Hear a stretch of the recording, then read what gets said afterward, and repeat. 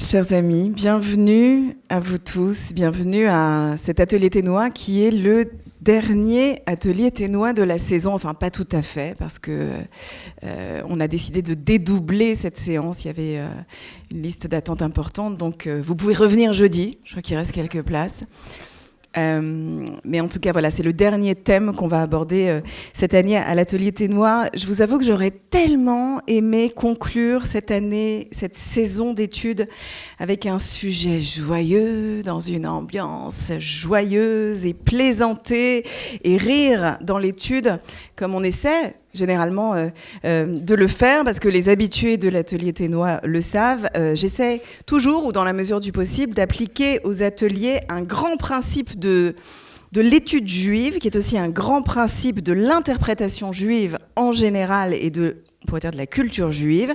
Nos sages nous enseignent « Efforce-toi toujours de débuter ton étude ou de débuter ton propos avec ce qu'ils appellent en araméen « Mila de bdichuta », ce qui veut dire en araméen un mot d'humour ou une blague qui, selon eux, a la capacité d'ouvrir l'esprit et de permettre d'entrer dans la kavana, dans l'intention nécessaire à l'étude. Alors vous avouerez que dans le contexte actuel, la mission n'est pas aisée. Comment trouver la force ou les ressources de rire encore quand tant d'entre nous ont le sentiment de vivre une situation assez désespérante. Quelle blague juive pourrait nous aider à nous sentir mieux au moment où en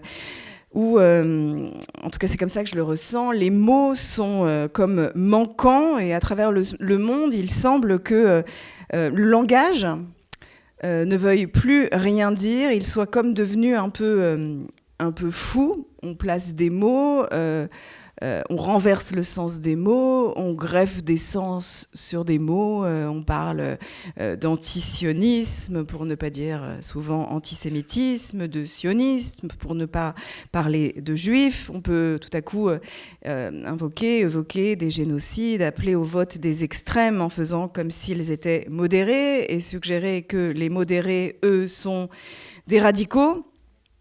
Avant-hier, j'ai publié d'ailleurs cette petite anecdote sur les réseaux sociaux, parce qu'avant-hier, j'ai reçu un message le matin qui me disait « Madame, je trouve que vous êtes un peu trop extrême avec les extrémistes. »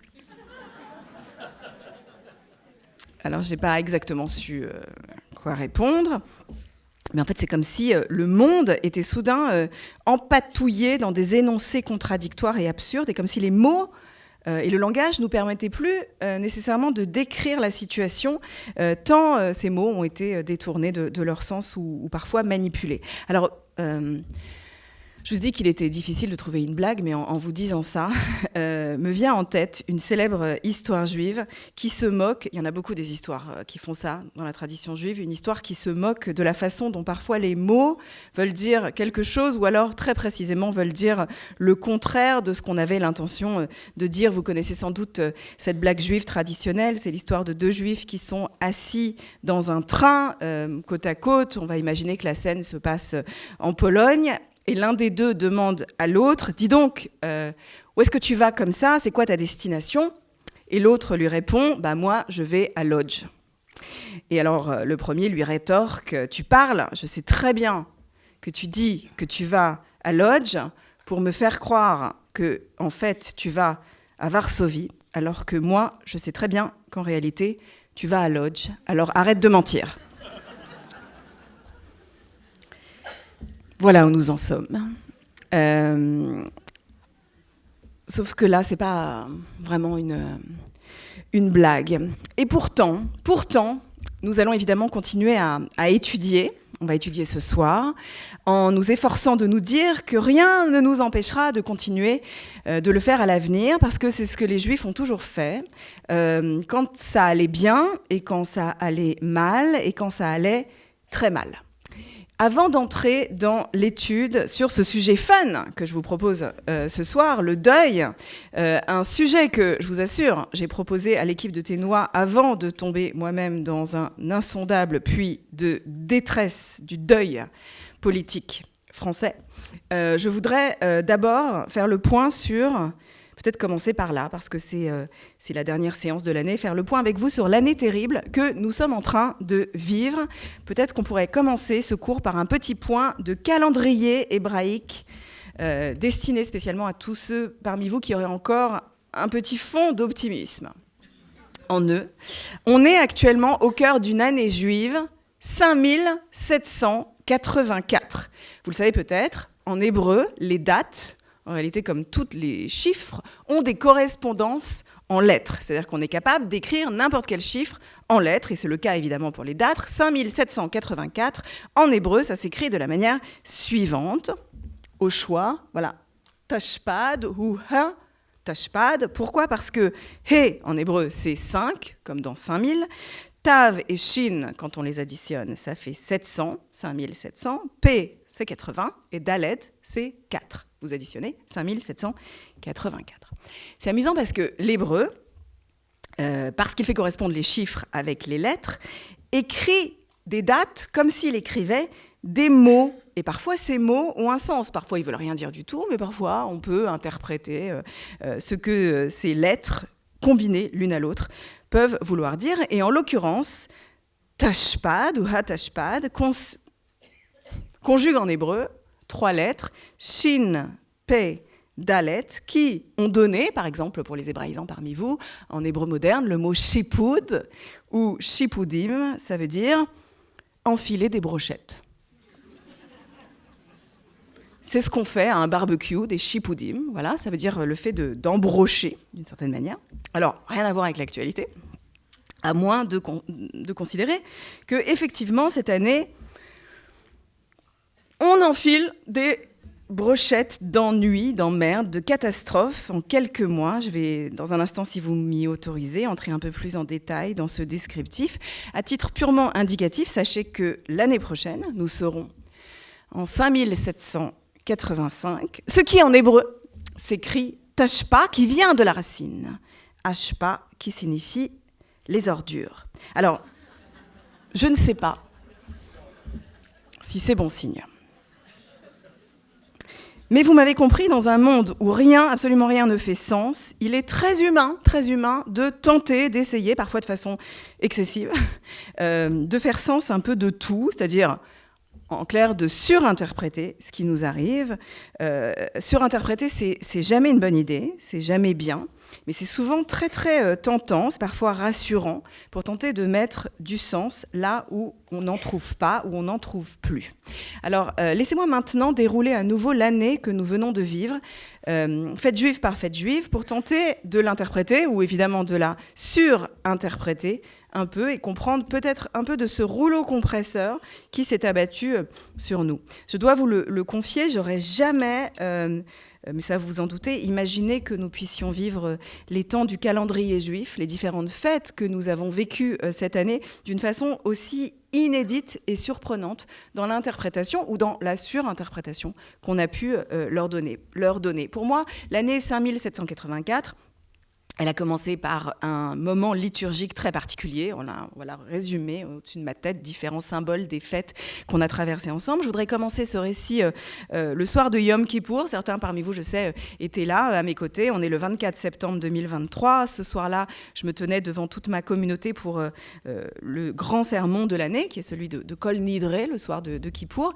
Et ce soir-là, j'avais décidé de faire un discours politique, très politique, trop politique, ont jugé certains. J'avais décidé de parler de l'avenir du sionisme et du défi notamment posé par l'arrivée au pouvoir d'un gouvernement d'extrême droite en Israël et greffer à ça une interprétation qui est la mise en garde permanente dans nos textes contre ce qu'on peut appeler l'hubris de force et de pouvoir qui mène traditionnellement dans nos textes à la catastrophe. Et vous en doutez, j'étais à des années-lumière d'imaginer que 2 semaines exactement plus tard, le sol allait se dérober sous nos pieds. Mais ce soir-là, à Yom Kippour, j'ai raconté que avant la création de l'État d'Israël, en 1948, avait déjà eu lieu dans l'histoire, à 2 reprises déjà, l'établissement d'une souveraineté juive en Israël. Ça s'est produit déjà 2 fois avant l'établissement de l'État d'Israël. Une première fois à l'époque du royaume de David et une deuxième fois à l'époque des Asmonéens. Or, ces 2 souverainetés du passé, et ce sont les historiens qui nous font le remarquer, ont un point commun, elles n'ont jamais dépassé 75 ans. Comme si il n'existait pas, comme si plutôt il existait dans l'histoire de la souveraineté juive une sorte de malédiction de la 8e décennie. Ce n'est pas moi qui ai inventé ce concept, hein. Beaucoup d'historiens en ont parlé. L'État d'Israël a eu cette année 76 ans. Et c'est comme si la précipitation de l'histoire que nous vivons actuellement nous laissait tous un peu mutiques. Interprétation sur interprétation. Voilà, on est tous tremblants face à ça. 2 semaines après Yom Kippour, 2 semaines très exactement, est arrivée la fête de Simchat Torah, précisément le jour du 7 octobre. Et voilà comment, de façon si troublante et tragique, cette fête qui, depuis toujours, célèbre non seulement la fête de la Torah, mais surtout, c'est une fête où on danse, où on doit danser, écouter de la musique, enfin danser avec de la musique, on virevolte en farandole avec les rouleaux de la Torah. Eh bien, dorénavant, cette fête est, je crois, à tout jamais marquée par cette danse morbide de ces assassins du Hamas venus décimer cette jeunesse qui, précisément, dansait ce jour-là dans le Negev. Et ainsi, cette date a bouleversé notre histoire. Et puis, les semaines ont passé. Avec un rapport au temps particulier, vous le savez, de nombreux Israéliens, jusqu'à aujourd'hui, témoignent du fait que, de leur point de vue, le pays est toujours coincé au 7 octobre, à cette journée-là, ou plutôt coincé dans cette nuit infinie du 7 octobre, qui ne passe pas, et aucune aube ne semble surgir. Et pourtant, du cœur de l'obscurité, il a bien fallu un peu plus tard fêter ensemble la fête de Hanouka, la fête suivante du calendrier juif, le moment où, en principe, on célèbre la lumière et les miracles. Mais cette année, évidemment, se posait la question de comment le faire, comment sortir de la nuit, comment faire venir de la lumière, quand précisément nous sommes dans une obscurité absolue, une nuit du désespoir, la nuit d'une guerre terrible qui ravage tant de vies innocentes. Et puis, des semaines encore se sont écoulées, et alors est arrivé Purim. Purim, traditionnellement, c'est un carnaval juif très joyeux, où on s'efforce de rire ce jour-là, pas de n'importe quoi, on s'efforce de rire de cette haine qui a frappé encore et encore le peuple juif. On rappelle qu'à l'époque d'Esther, du roi Assuérus, a surgi un certain Haman, descendant d'Amalek, qui revient de génération en génération et qui tente de nous exterminer. Mais à la fête de Purim, on se dit qu'il est possible malgré tout de se déguiser, de plaisanter, de rire, de boire et de tenir à distance le tragique éternel. Mais comment faire cela cette année, précisément au moment où arrive Purim et qu'on annonce en France une augmentation de 1000% des actes antisémites. 1000%, un chiffre qui ne veut plus rien dire. Est-ce qu'on parviendra, comme le suggère la Megillah d'Esther, et qu'on le dit encore et encore à Purim, à effacer le souvenir d'Amalek de sous le ciel, ou est-ce qu'on est condamné à entendre encore et encore cette menace nous rattraper ? Et puis quelques semaines après Purim, comme chaque année, on s'est retrouvés avec nos familles autour de nos tables familiales pour le Seder, pour célébrer la fête de Pessah, et pour beaucoup d'entre nous, lire la Haggadah, au cœur de laquelle il y a cette célèbre phrase Ve'i she'amda la'avoteinu, cette promesse faite à nos ancêtres, Shebechol dor vador omdim alenu lechalotenu. À chaque génération, certains cherchent à nous exterminer, à nous attaquer. Ve'akadosh baruch hu matzilenu miyadam, mais l'Éternel nous sauve et une libération est possible. La promesse de Pessah, qu'on appelle Chag Acherut, la fête de la liberté, c'est que la libération a été possible, elle est possible, elle sera possible. Mais cette libération, comment faire cette année pour la faire résonner au moment précis où tant de nos frères et sœurs sont encore précisément retenus otages aux portes de l'Égypte, sans possibilité d'en sortir, sans aucune mer qui s'ouvre devant eux. Et nos cœurs et nos âmes sont tournés vers eux et vers, évidemment, les familles des otages et vers tant de civils qui ne sont pas libérés des horreurs des combats. Et encore, cette année 5784 a continué à défiler. Il y a quelques jours à peine, vraiment moins d'une semaine, on était réunis pour beaucoup d'entre nous dans des synagogues pour la fête de Shavuot, qui est la fête juive qui commémore Matan Torah, le don de la Torah, plus exactement, qui commémore ce moment où, au pied de la montagne, les Hébreux ont entendu résonner les 10 paroles, les 10 commandements. Vous connaissez ces tables de la loi, elles sont toujours représentées de la même manière, gravées sur de la pierre. Vous connaissez d'autant mieux ces formes et ces représentations qu'elles ont inspiré, elles ont été empruntées, en fait, elles ont été copiées et elles ont inspiré toutes les déclarations solennelles de nos sociétés occidentales après la Révolution française, la Révolution américaine, le temps des Lumières. La Déclaration des droits de l'homme et du citoyen reproduit cette forme, la Déclaration de la République, etc., etc. On représente toujours les lois des nations selon ce même modèle des tables de la loi, en pierre, tendu vers le peuple.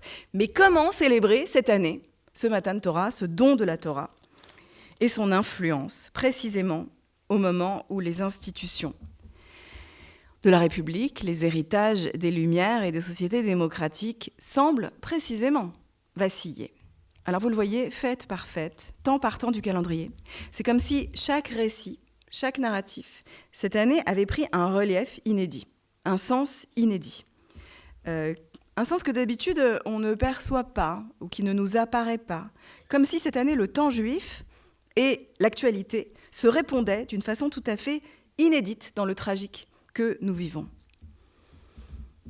Et on est amené à se demander à quel moment ça va s'arrêter.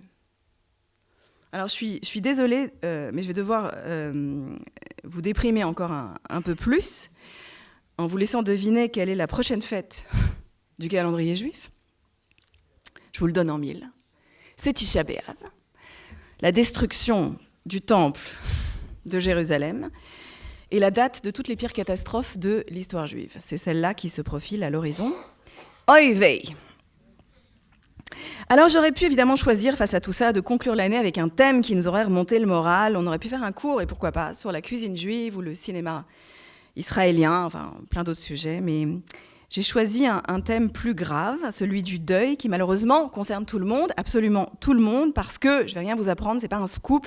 Le propre de la vie, c'est de savoir que absolument aucun d'entre nous ne pourra échapper au deuil. Au deuil d'être cher, au deuil parfois d'idéaux, d'idées, au deuil d'histoires d'amour, au deuil de rêves ou d'espoir. C'est comme ça. La question que chacun doit se poser, c'est quels sont les deuils que nous portons aujourd'hui avec nous ? Des deuils humains, ou peut-être, j'en suis sûre, des deuils politiques, des deuils personnels, des deuils collectifs, et quels sont ceux avec lesquels nous allons encore devoir apprendre à vivre. Et ce que je vais essayer de vous démontrer maintenant, si vous le voulez bien, c'est que aucune tradition au monde ne sait mieux nous en faire prendre conscience que la tradition juive. Peut-être, qui sait, parce que les Juifs ont eu à faire des deuils en bien des circonstances et des moments terribles de leur histoire, ou alors parce que tout dans la tradition juive, à la fois dans les récits, les rites, les rituels, les narratifs, même les plus quotidiens, raconte ce qu'on pourrait appeler, on pourrait l'appeler ainsi, le management de la perte. Voilà, la pensée juive pourrait être appelée ainsi, un management de la perte, ou un art de gérer le manque ou la brisure, ou la faille. Alors je pourrais illustrer cette idée de bien des manières, je l'ai déjà fait d'ailleurs à de nombreuses reprises ici à l'Atelier Ténois.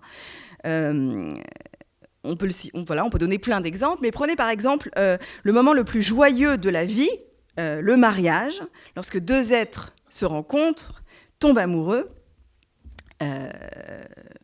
Shabadabadabada. Petit hommage à Anouk Aimé aujourd'hui.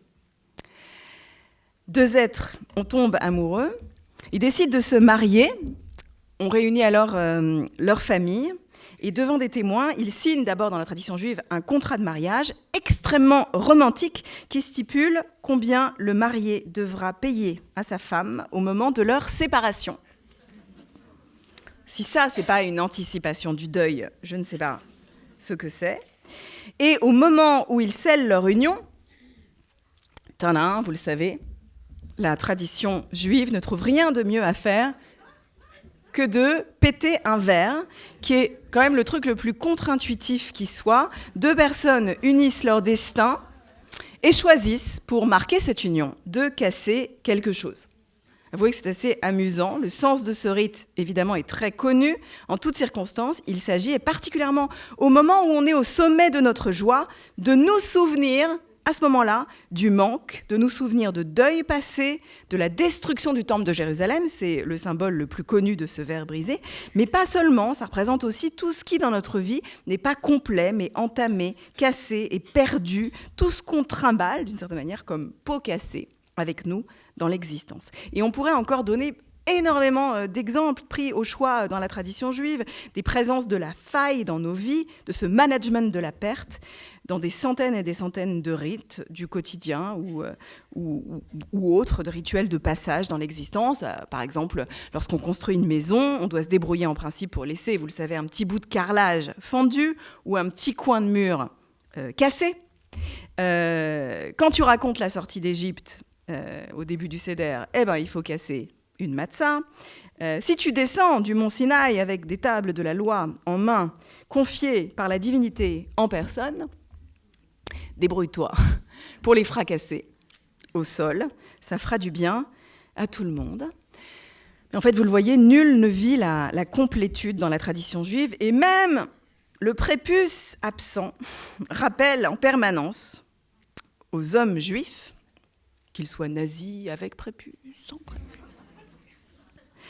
que même leur corps n'est pas complet, mais comme en deuil d'une intégrité, ou certains pourraient même dire d'un intégrisme total, vous me suivez, le judaïsme enseigne dans les rites, dans les rituels, dans les narratifs, qu'il faut s'efforcer d'apprendre à vivre sans, ou en tout cas malgré ce qui manque, et s'engager malgré tout à construire, à reconstruire et à poursuivre la route. Alors voilà, nous sommes maintenant prêts à parler vraiment du deuil et de la question du deuil.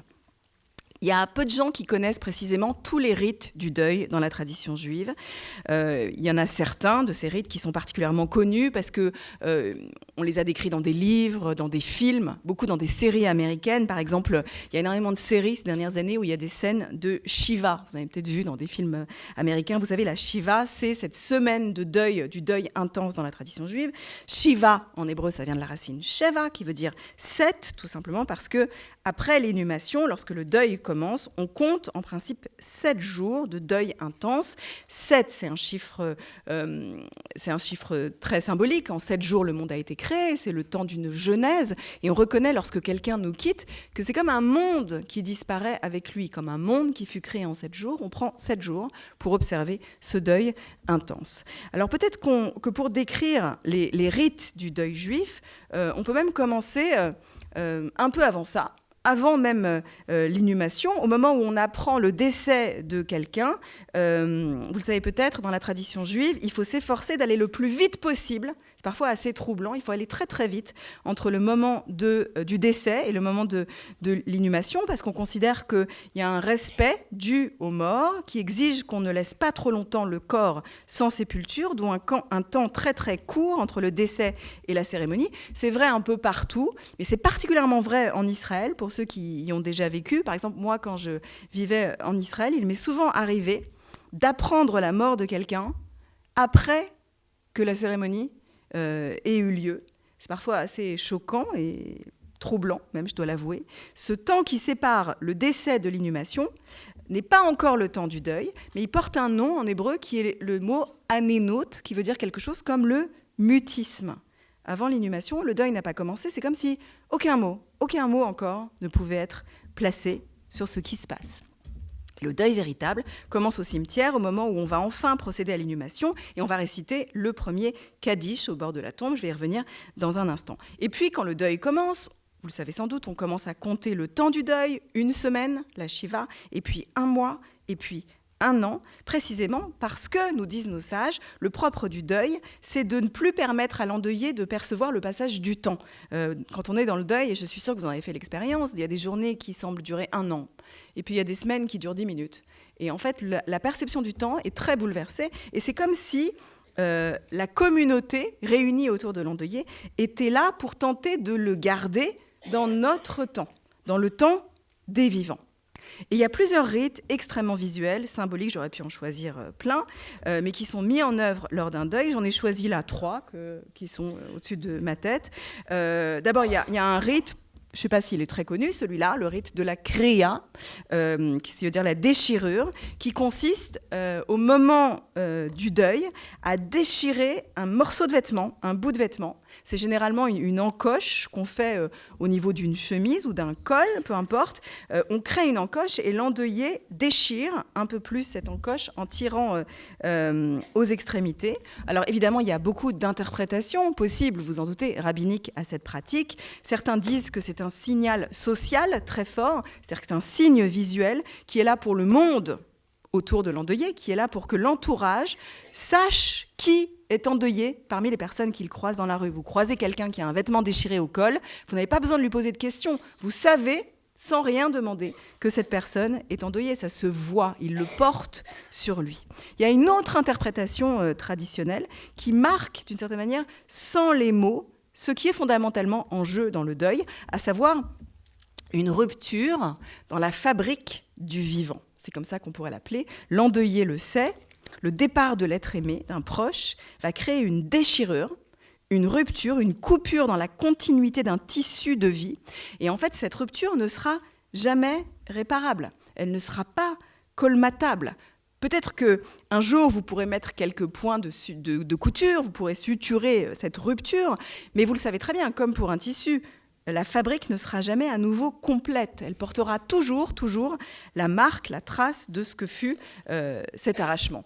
Et vous en conviendrez, cette image, elle est très forte. En fait, elle est très exactement, je crois, le contraire de ce qu'on appelle traditionnellement dans nos sociétés « faire son deuil ». Vous connaissez cette expression qu'on dit aux gens « faites votre deuil »,« faire son deuil ». Certains, quand ils utilisent cette expression, s'imaginent que le propre d'un deuil bien fait, c'est de passer à autre chose. Comme si on pouvait colmater la douleur et se reconstruire, presque à l'identique de ce qu'on était avant cette rupture. Et le judaïsme, en fait, par ses rites et ses mots aussi, semble affirmer exactement l'inverse et dire, attention, la trace ne disparaît pas, mais il te sera donné d'apprendre à vivre avec ce qui est rompu et peut-être même de t'en vêtir pour continuer à habiter le monde avec elle.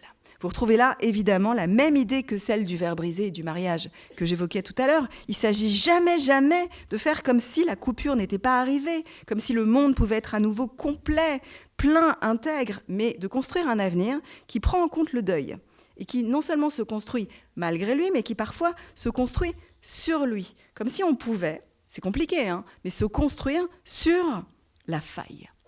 Autre rite surprenant et troublant, qui n'est pas toujours suivi, c'est celui-là, le fait de couvrir les miroirs. On couvre souvent les miroirs dans la maison des endeuillés.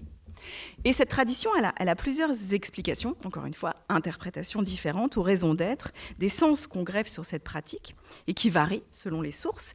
Il y a certains commentateurs qui disent que le propre du deuil, c'est de nous placer hors d'un rapport à soi, hors d'un narcissisme quotidien. L'endeuillé n'est pas censé se soucier de son apparence, observer son visage. Alors on couvre le miroir pour que, précisément, il n'ait pas à voir ce à quoi il ressemble dans cet effondrement que crée le deuil. Un endeuillé, dans la tradition juive, n'a pas à se laver, à se coiffer, à se raser ou à se maquiller. Et donc, c'est comme si quelque chose de son propre corps engageait temporairement une forme de décomposition ou un processus morbide, et il n'a pas nécessairement à en être témoin. Et donc, on couvre les miroirs. Et puis, il y a une autre explication qui, elle, est beaucoup plus mystique, beaucoup plus mystérieuse, étrange. Vous la connaissez peut-être. Elle va puiser sa source dans des croyances ésotériques de la tradition mystique juive, la Kabbale.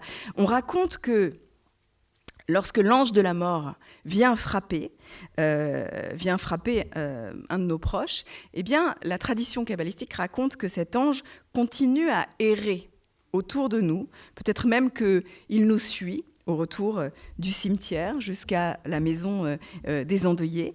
Et donc, dans la maison du deuil, potentiellement, selon les mystiques, se manifesteraient des présences fantomatiques comme des esprits qui font retour, ce qu'on appelle en français, de ce mot si juste, des revenants. Qu'est-ce que c'est que des revenants ? C'est des esprits ou des présences ou des souvenirs qui reviennent et qui sont particulièrement là au moment où les portes entre la vie et la mort sont grandes ouvertes, ce qui est le propre du temps du deuil, et quelque chose de ces autres mondes nous rendrait visite, et nos sages nous mettent en garde contre leur image, contre leur reflet, comme si au détour d'un couloir, en regardant dans le miroir, vous risquiez d'apercevoir quelque chose lié à leur présence. Et donc, on couvrirait les miroirs pour ne pas vraiment les voir. Avouez qu'elle fait bien flipper, cette histoire.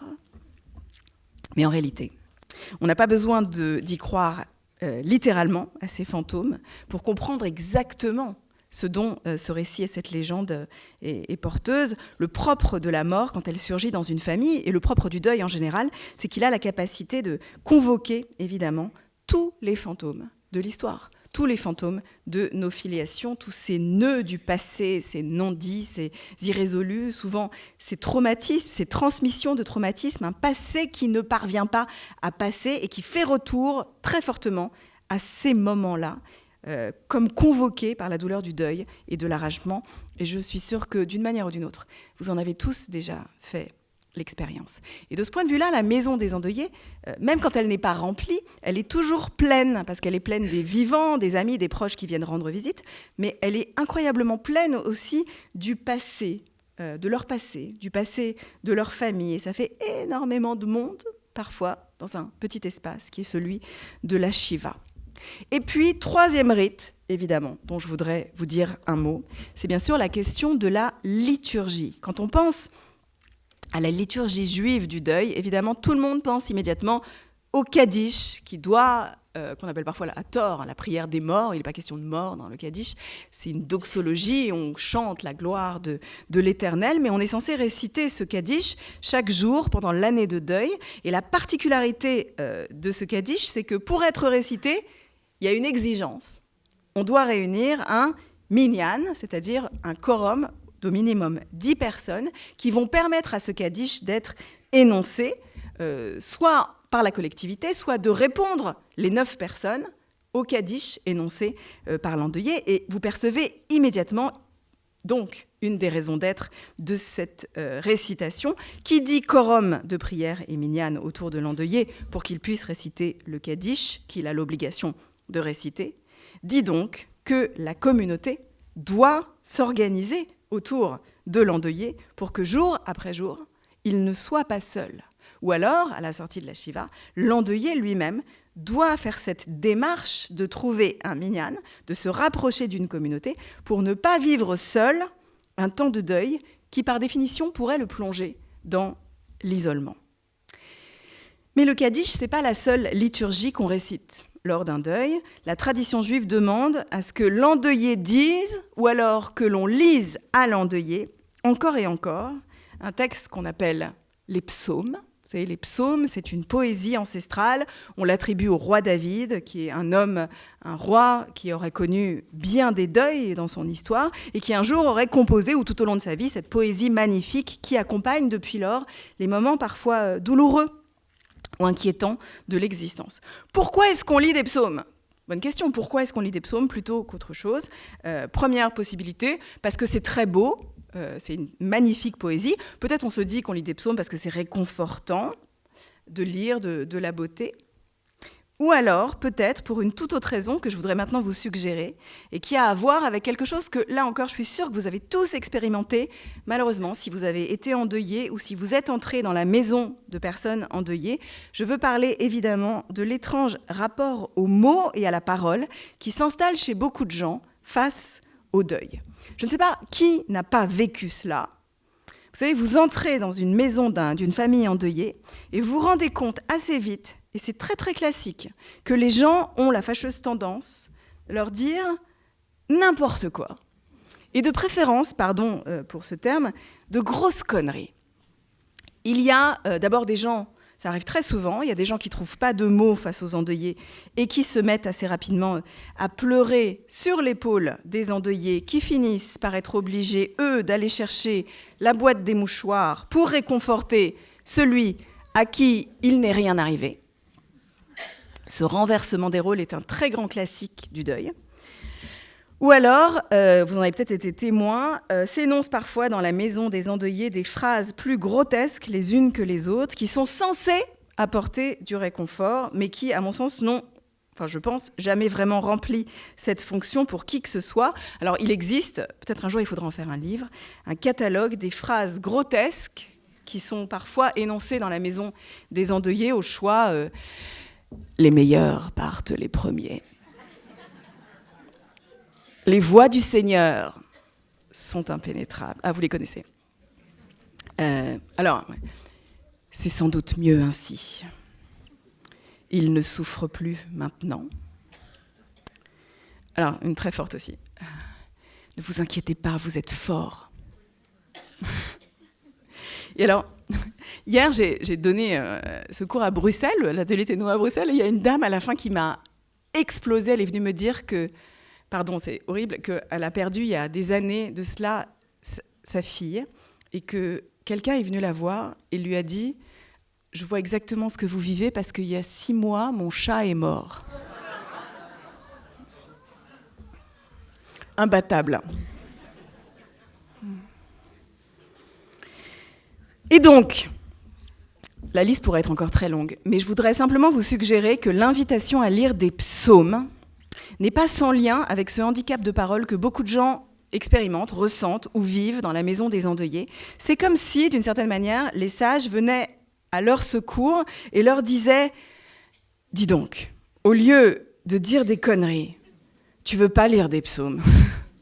C'est-à-dire que c'est comme si cette poésie-là donnait étrangement un script, un texte, un rôle particulier à celui ou celle qui, et cet humain se sent tellement désemparé et ne trouve plus de mots. Et soudain, il y a comme un script, il y a comme un livre. Et c'est évidemment de cette faille de langage dont je n'arrête pas de parler depuis tout à l'heure, vous l'avez bien remarqué, que ce soit la faille de langage dans le deuil personnel ou collectif, dans le domaine familial ou politique, que j'aimerais que nous creusions maintenant. On va, dans quelques minutes, entrer évidemment dans la chavruta traditionnelle de l'atelier ténois. Et ce soir, j'ai choisi pour vous un midrash particulier, vous allez voir, qui est tiré d'une légende qu'on appelle les Pirkei des Rabbi Nathan. Mais avant d'y entrer, puisque ce texte parle notamment des règles et des moyens de consoler quelqu'un, je voudrais ajouter encore 2 mots sur la notion de consolation. Peut-être commencer d'abord par nous intéresser à l'étymologie du mot consolation. C'est intéressant de commencer avant l'hébreu, même par le français.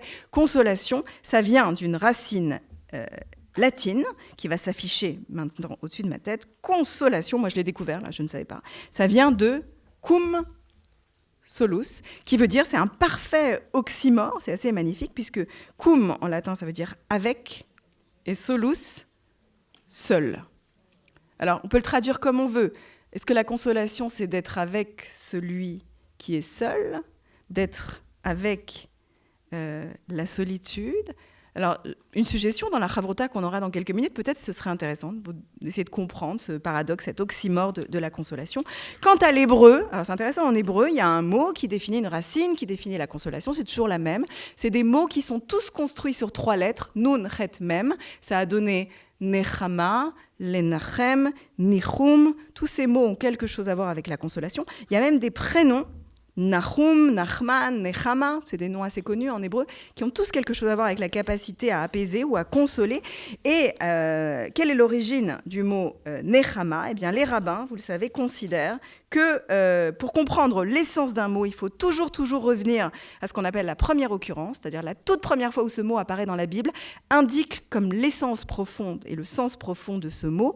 Donc, quand on cherche l'origine du mot Nechama ou de la racine Nachem dans la Torah, eh bien, on est ramené à un épisode de la Genèse. Vous vous demandez peut-être lequel. C'est pas quand Adam et Ève sont dégagés du jardin d'Éden. C'est pas non plus quand ils doivent être consolés de la mort d'un de leurs fils, Abel. Non, c'est en fait plus tard, c'est plusieurs générations plus tard, même très exactement 7 générations, tiens, après la mort d'Abel.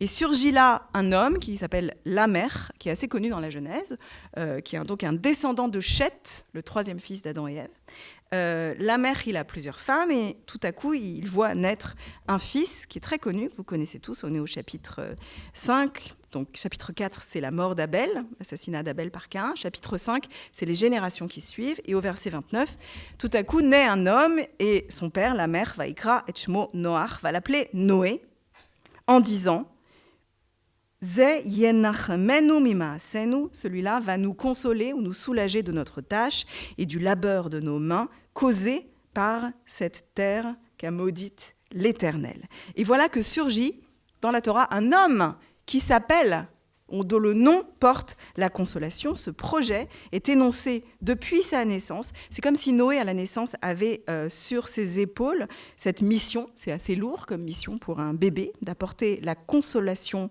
pour la douleur et la peine du labeur des hommes.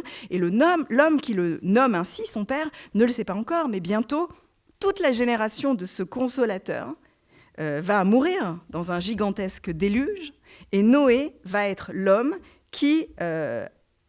avec ceux qui se sont embarqués dans son arche, sa famille, va être chargé de reconstruire le monde. Donc le consolateur dans la Bible, c'est celui qui a pour tâche de reconstruire le monde par-delà une mort à grande échelle et qui va poser les jalons d'une nouvelle histoire. Alors le temps de la Chavruta est maintenant venu. Et je vais vous lire un texte. Vous allez évidemment vous organiser comme d'habitude en petits groupes pour tenter de comprendre ce qui s'en dégage. Ce texte peut-être va vous convaincre et peut-être ne va pas du tout vous convaincre. Et c'est très important cette notion. C'est un texte d'un midrash qui en fait peut vous plaire et peut ne pas du tout vous plaire. Et je vais vous inviter à laisser parler en vous ces voix. Est-ce qu'il vous convainc ou il ne vous convainc pas ce texte? Est-ce qu'il vous console ou est-ce qu'il ne vous console pas ce texte? Et ensuite, on va partager nos remarques. On va procéder un peu différemment cette fois-ci. Ce que je vais vous proposer, c'est qu'on va faire une Chavruta, comme d'habitude, d'un quart d'heure. Ensuite, on va faire une Chavruta collective pour essayer ensemble de démêler un peu ce texte. Et puis, dans les 15 à 20 dernières minutes, je vous proposerai, si vous êtes d'accord, parce que les temps, je crois, nous l'imposent, de prendre une petite tangente et de vous proposer une réflexion sur, non pas sur le deuil en général, mais peut-être une réflexion sur la situation politique si particulière que nous vivons aujourd'hui, en France, en Europe, un peu partout dans le monde, qui peut-être est le deuil d'une certaine vision du monde, dont j'aimerais vous parler à la fin de notre atelier. Mais tout de suite, on va plonger ensemble dans ce midrash de l'endeuillé. En fait, ce texte, vous allez le voir, pose la question simple, qu'on pourrait résumer ainsi. D'où vient la consolation? La scène se passe, chers amis, dans le siècle qui suit la destruction du temple. Nous sommes au 1er siècle donc de notre ère, et il se trouve que tous les personnages dont vous allez entendre parler maintenant dans le texte ont vécu la destruction du second temple de Jérusalem, à commencer par leur maître, qui s'appelle Yochanan ben Zakkai. Yochanan ben Zakkai, il est très connu dans le Talmud et dans la littérature rabbinique, notamment pour un événement qui a lieu au moment de la destruction du temple. Vous vous en souvenez peut-être? Personne n'a le droit de sortir de la ville de Jérusalem assiégée, sauf les morts. Et Yochanan ben Zakkai va être placé dans un cercueil, se faire passer pour mort, et il va passer les murailles. Et à l'extérieur des murailles, il va trouver un général romain, Vespasien, avec qui il va négocier le fait de pouvoir s'installer avec ses élèves à Yavne pour y construire une yeshiva et pour permettre à la vie rabbinique de reprendre hors de Jérusalem. Donc c'est une histoire qui lui est arrivée, qu'on va maintenant lire. Il crée à Yavne des écoles et il fait grandir des élèves, parmi lesquels des sages très connus notamment parce que certains d'entre eux sont dans la Haggadah de Pessah. Il y a Rabbi Eliezer et Rabbi Yoshua, et dans cet extrait, il y a aussi Rabbi Yossi, Rabbi Shimon et Rabbi Elazar ben Arach. Est-ce que vous êtes prêts? Kshemet beno shel Rabban Yochanan ben Zakkai, lorsque le fils de Rabban Yochanan ben Zakkai mourut. Ses élèves vinrent le réconforter. Rabbi Eliezer entra. Il s'assit devant lui et il lui dit « Maître, avec votre permission, puis-je vous dire quelque chose ?» Et il dit « Parle !» Alors il dit « Adam, le premier homme, eut un fils qui est mort, et il a accepté le réconfort. Et comment savons-nous qu'il a accepté le réconfort? Parce qu'il est écrit au chapitre 4, verset 25 de la Genèse, « Et Adam connut de nouveau sa femme. » Alors, vous aussi, vous devriez accepter le réconfort. Yochanan ben Zakkai répondit, « Ne suffit-il pas que j'éprouve ma propre douleur? Il faut que tu me rappelles aussi la douleur d'Adam. » Rabbi Yoshua entra et il lui dit, « Maître, avec votre permission, puis-je vous dire quelque chose ?» Il lui dit « Parle !» Alors il dit « Job eut des fils et des filles, et ils moururent tous le même jour, et il accepta le réconfort. Alors vous aussi, vous devriez accepter le réconfort. » Et comment savons-nous que Job a accepté le réconfort? Parce qu'il est dit au chapitre 1, verset 21, « Adonai Natan, ve'Adonai lakach, yehi shem Adonai mevorach, l'Éternel a donné, l'Éternel a repris, que le nom de l'Éternel soit béni. » C'est la phrase qu'on récite jusqu'à aujourd'hui dans tous les enterrements juifs. Rabbi Yochanan ben Zakkai répondit « Ne suffit-il pas que j'éprouve ma propre douleur, et il faut que tu me rappelles aussi la douleur de Job ?» Rabbi Yossi entra, s'assit devant lui, et il dit « Maître, avec votre permission, puis-je vous dire quelque chose ?» Il dit « Parle ». Alors il dit à Aaron, le grand prêtre, avait 2 fils. Vous vous souvenez peut-être de cette histoire, 2 enfants de Aaron qui moururent tous les 2 le même jour. Et il accepta le réconfort, comme il est dit au chapitre 10, verset 3 du Lévitique, Aaron, il domme Aaron, Aaron se tue, et le silence indique toujours le réconfort. Il répondit, ne suffit-il pas que j'éprouve ma propre douleur, et il faut que tu me rappelles aussi la douleur d'Aaron ? Rabbi Shimon entra et dit, Maître, avec votre permission, puis-je vous dire quelque chose ? Et il dit, parle. Alors il dit, le roi David avait un fils qui est mort. Je ne sais pas si vous vous souvenez de cet épisode. David a une relation avec Bathsheba alors qu'elle est encore mariée et elle tombe enceinte. Et de cet adultère naît un enfant qui meurt. Et c'est seulement ensuite que naîtront à David et Bathsheba d'autres fils. Le roi David avait un fils qui est mort, il a accepté le réconfort.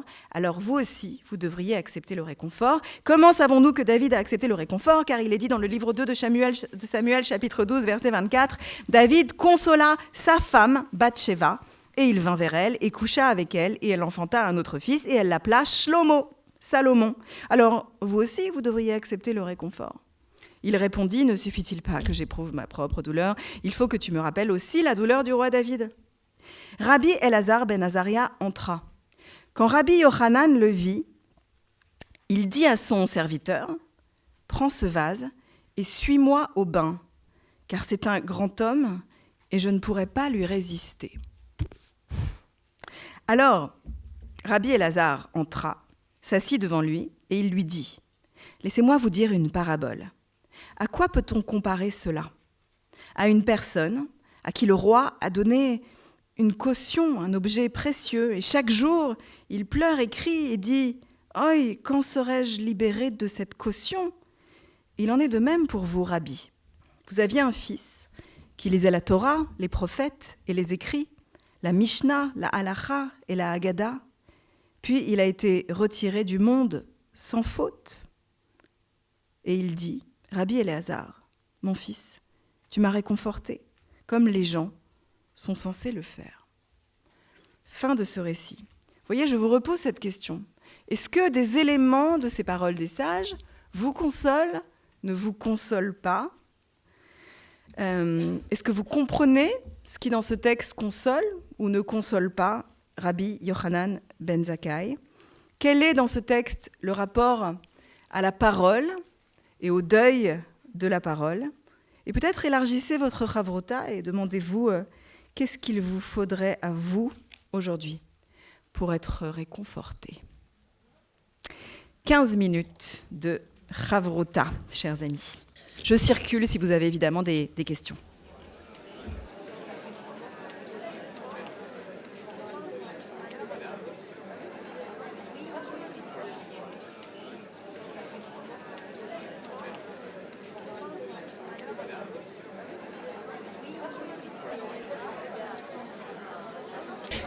Chers amis, si vous le voulez bien, on va reprendre maintenant la chavrota collective.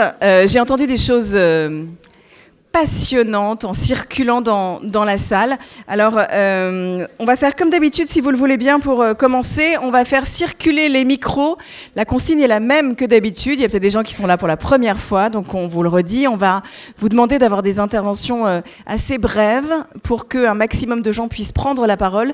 Si vous voulez bien partager avec nous la direction qu'a pris votre chavrota, à quoi vous êtes-vous intéressé, ou simplement dites-nous, est-ce que des éléments de son texte, d'après vous, sont consolateurs, consolants, je ne sais pas quel est le sujet à consolation, ou absolument pas ? Ça marche ou ça marche pas ? Qui est-ce qui veut commencer ? Qui a le micro en main ? Diane, je t'en prie. Bonsoir. Bonsoir. Alors, évidemment, pour commencer, on va commencer par souhaiter un joyeux anniversaire à Tania. Bon anniversaire, Tania. De l'équipe de Ténois. Bon anniversaire. De l'équipe Ténois, évidemment. Alors, nous, on a pensé à un certain nombre de choses. La première chose, c'est que les 4 premiers élèves qui s'adressent à lui disent 2 choses. La première, ils lui disent « T'es pas le premier à qui ça arrive ». C'est pas forcément ce qu'un endeuillé a envie d'entendre. Et la deuxième, ils insinuent qu'il refuse le réconfort, en fait. Donc ils lui disent « Regarde, les autres, ils l'ont accepté le réconfort. Pourquoi toi, tu le fais pas ?» Et ils lui donnent des conseils, en fait, par association. Par exemple, ils lui disent en gros « Tu devrais te taire, ça va t'apporter la consolation, puisque Aaron se tue et le silence indique toujours le réconfort. » On peut penser que c'est plutôt un mutisme qui est lié à la sidération du deuil, mais bon, voilà, eux, c'est comme ça qu'ils l'interprètent. Et ils lui donnent un autre conseil, donc par comparaison à Adam et ensuite au roi David, etc. Ils lui disent il faut faire l'amour. Alors faire l'amour, pourquoi ? Peut-être que eux considèrent qu'il faut faire l'amour pour remplacer l'enfant qui est mort. On peut penser que c'est plutôt pour partager la douleur avec l'autre parent qui a perdu son enfant.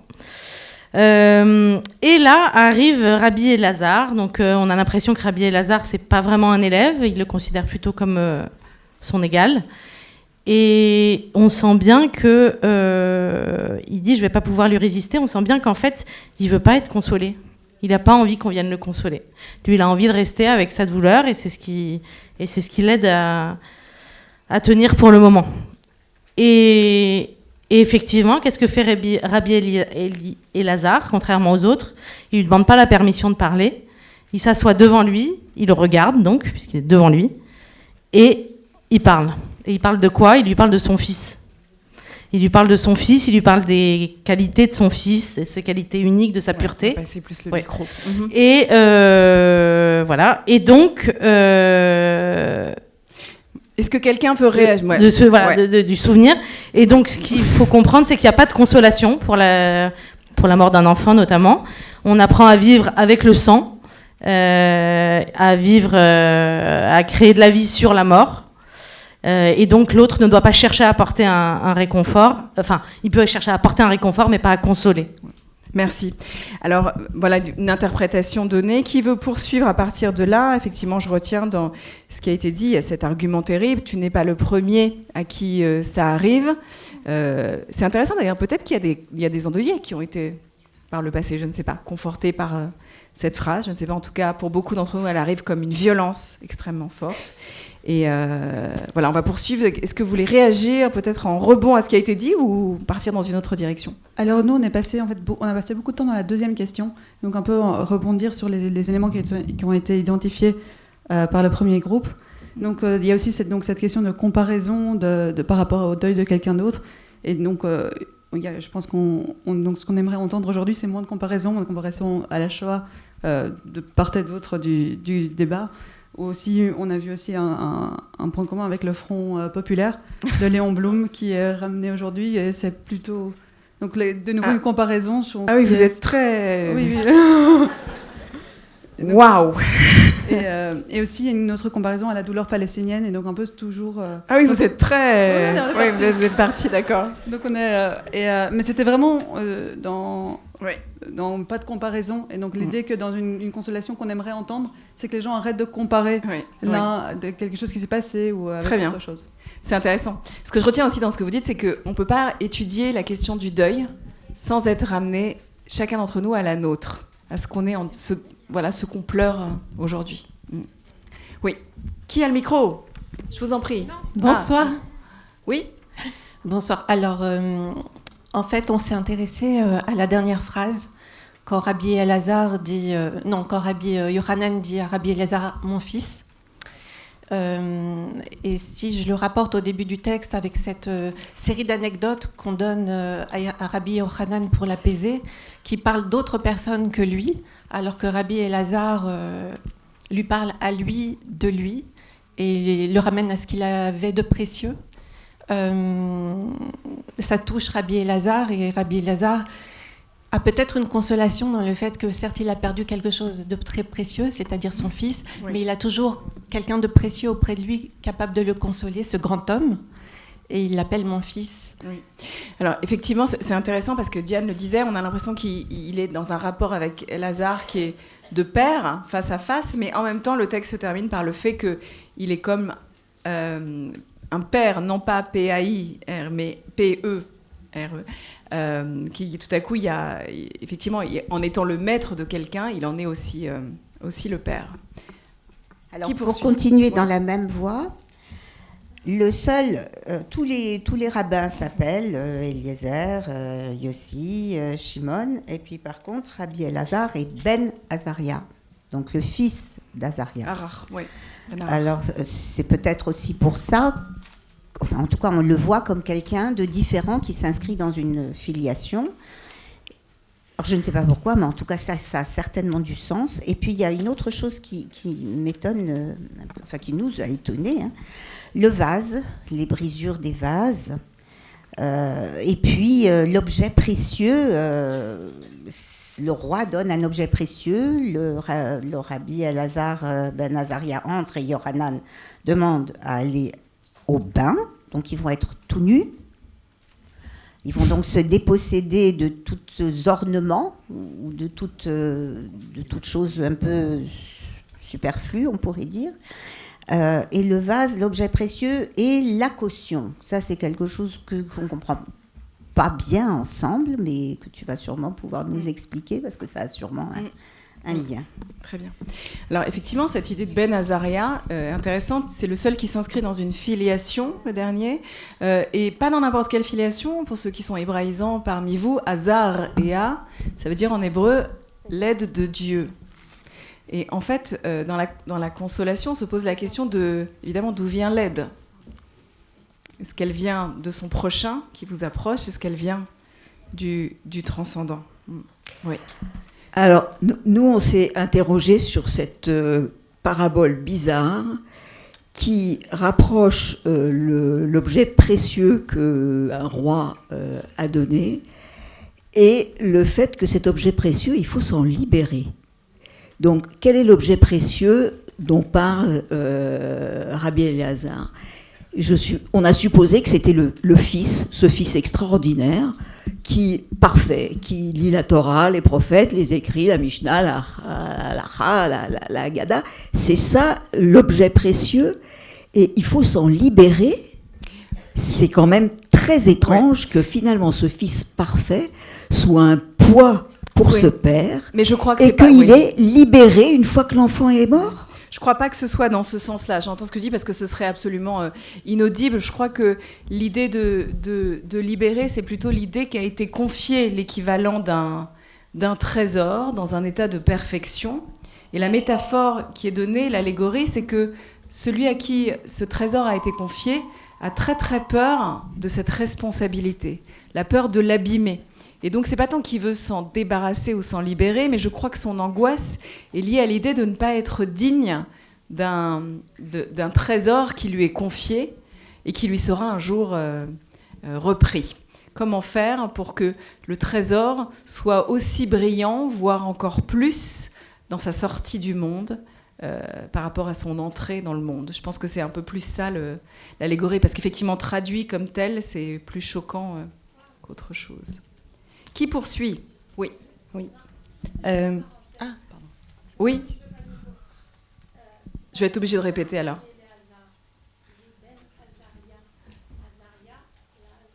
Oui, c'est ce que j'ai dit, c'est le fils de l'aide de Dieu, Azaria. Oui, absolument. Il s'appelle double aide. Elazar, Dieu a aidé, fils de Dieu qui aide, absolument. Tu as raison de le rappeler. Qui poursuit ? Je ne sais pas où est le micro, je vous en prie. Oui. Alors, on s'est demandé si finalement cette consolation à la fin, ce deuil, peut-être qu'il a réussi à faire son deuil, même si vous n'aimez pas cette expression, elle n'a pas été possible finalement grâce aux différentes étapes, en fait, que chaque réponse, enfin, chaque aide qu'il a eue, finalement, elle ne correspond pas à une étape à chaque fois de son deuil. Et que c'est ainsi que... Et qu'il a pu entendre les derniers parce qu'il avait entendu les précédents. Exactement. De mon point de vue. Oui. Même s'il faut bien admettre que les précédents sont problématiques, les uns après les autres. On va peut-être les dérouler dans un instant. Qu'est-ce qu'ils veulent dire par là, les différents rabbins ? Oui. Qui a le... Je sais pas. Alors, peut-être moi. Alors, je ne suis pas très convaincu de ce que nous vend Rabbi Elazar. Oui. Déjà, je trouve ça très injuste qu'il puisse qu'on puisse lui tendre une perche en lui donnant le vase alors que les autres, ils ont le droit à rien. Donc d'une part. Ensuite, ce qui me dérange également, c'est que le fils, ici, il est vu un peu comme un prêt que Dieu va faire au père. Et le père, sa mission, c'est de le rendre comme il est arrivé. Donc exactement comme le vase qu'on doit rendre, exactement comme intact. Donc c'est un peu comme une caution. Et donc et en fait donc vous dites que vous, ça vous aurait pas consolé du tout, cet élément. Bah en fait, pourquoi ça me convient pas? Parce que ça ne marche uniquement que si le fils il meurt avant le père. Parce que en fait, le père ne peut pas avoir la responsabilité d'un fils s'il meurt avant lui. Et également, ça marche uniquement dans la relation père-fils, puisque j'ai pas forcément la responsabilité de ce que je vais rendre à Dieu dans la relation fils-père ou fils-frère. Et troisième point, en fait, je trouve que c'est quand même un prix qui est assez coûteux pour Rabbi Yochanan d'être endeuillé jusqu'à la fin de sa vie, d'avoir fait en fait accompli cette action envers Dieu, de rendre son fils intact. Ouais, très bien. Alors, ça me permet de rebondir un instant au moment où on fait circuler encore le micro pour signaler quelque chose que certains parmi vous savent peut-être. Évidemment, ce que vit Yochanan Ben Zakkai, c'est le deuil impossible. Vous y faites référence maintenant, le deuil de la génération suivante, le renversement des temps. Vous savez que dans la plupart des langues, il n'y a pas de mots pour dire ce qu'on est quand on perd un enfant. En français, on est veuf ou veuve quand on perd un époux, une épouse. On est orphelin quand on perd des parents. Mais il n'y a pas de mots pour dire ce qu'on est quand on perd un enfant. Alors qu'en hébreu, il y a un mot, c'est le mot shakoul, qui malheureusement est souvent utilisé. Quand on perd un enfant, on est shakoul, et ça vient d'une racine particulière en hébreu, qui est une origine végétale. On dit que la vigne dont on a coupé la grappe est shakoul, c'est-à-dire que la sève qui coule dans les serments de vigne n'a plus vers quel fruit aller. Et c'est exactement la définition de ce qu'est ce deuil impossible-là. Donc effectivement, il y a quelque chose de paradoxal quand on nous parle de ce deuil impossible pour nous parler de ce sage-là, qui, je vous le rappelais tout à l'heure, je ne sais pas si certains parmi vous y ont réfléchi, est un sage qui est mort. Il est mort puisqu'il est sorti de Jérusalem dans un cercueil. Donc en fait, d'une certaine manière, pour répondre à ce que vous dites, il est mort, il est revenu à la vie. C'est l'image d'une renaissance, Yochanan Ben Zakkai, d'une résurrection, d'une certaine manière. Mais en fait, on peut dire qu'il meurt après son fils, mais il est mort avant son fils aussi, d'une autre manière. Il y a quelque chose qui... La mort le hante en permanence. Et je pense que c'est aussi en filigrane dans cette légende. Où est le micro? Je vous en prie. Vous avez... Je peux? Oui, je vous en prie. Vous avez, à juste titre, rattaché votre propos d'aujourd'hui à la situation présente. Et je voudrais à nouveau rattacher cela de la façon suivante. Premièrement, le deuil. Le deuil, c'est la mort. C'est irrémédiable. Donc on essaie de s'en consoler avec les différents moyens que vous avez soulignés, mais c'est irrémédiable. On est face à quelque chose qui est définitif. Mais à côté de cela, il y a deux autres dimensions dans toute perte, et que l'on retrouve dans tout deuil, que les uns et les autres sommes appelés à vivre un jour ou l'autre, mais aussi dans la situation présente. C'est l'angoisse. L'angoisse parce qu'on ne sait pas ce qui va suivre. Et dans la situation présente, l'angoisse est très forte. Elle est très forte avec ce qui se passe au Moyen-Orient, elle est très forte avec ce qui se passe en France. Et puis, la troisième dimension que je voudrais souligner, c'est la culpabilité. Dans toute mort, il y a une dimension de culpabilité qui est plus ou moins ressentie, éventuellement soulignée. La plupart du temps, on essaie plutôt de l'enfouir, mais la culpabilité est là. Or, dans la situation présente, il y a évidemment un coupable. Et le coupable, c'est le monde juif, c'est Israël, c'est le sionisme. On le sait, c'est partout. Qui est mis en accusation. C'est partout. On est en accusation partout. Ouais. Bon, si vous le voulez bien, j'en dirai un mot tout à l'heure, mais merci à vous. Je voudrais qu'on prenne encore peut-être 2 ou 3 personnes brièvement avant qu'on termine cette lecture. Et voilà. Oui. Loulou. Merci. Oui. J'y vais. Oui, on voulait simplement rebondir sur le fait que les 4 premiers rabbis vont vraiment prendre la parole, alors que le dernier va... Et en fait, en prenant la parole, ils invoquent des exemples réels de gens qui ont souffert, alors que le dernier rabbi va plutôt utiliser une parabole, et donc une comparaison, en fait, un récit qui est complètement abstrait. Jusqu'à ce qu'il parle du fils lui-même. Jusqu'à ce qu'il parle du fils lui-même. Et en fait, du coup, à la fois, il se rattache à sa situation particulière et il ne vient pas invoquer d'autres exemples. Donc, il n'y a pas de tension, de compétition, de souffrance ou quoi que ce soit qui pourrait surgir.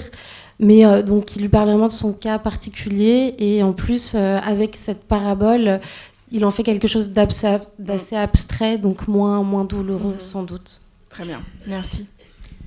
Nous, ce qui nous a marqué, c'est que les premiers consolateurs, en fait, ils vont se contenter de mettre en comparaison l'endeuillé avec d'autres endeuillés avant lui. Absolument. Avec d'autres endeuillés avant lui, et en fait, leur manière qu'ont eu ces autres endeuillés de faire leur deuil. Tandis que Rabbi Elazar ben Azaria, lui, il va avoir une manière assez singulière de sanctuariser un petit peu l'être perdu. Il est né pur, il est mort pur, il n'a pas eu le temps d'être corrompu par la vie. Et il y a une notion de pureté, en fait, et cette notion de pureté, elle est reprise un petit peu dans la notion de bain. Il va prendre le vase, aller au bain, etc. On a une notion de personne, en fait, qui est restée dans une espèce de pureté éternelle, et c'est en ça qu'il va l'aider à digérer, j'irais, cette nouvelle, en disant, rassure-toi, il est resté pur toute sa vie, et tu as été garant de cette pureté tout au long de la vie.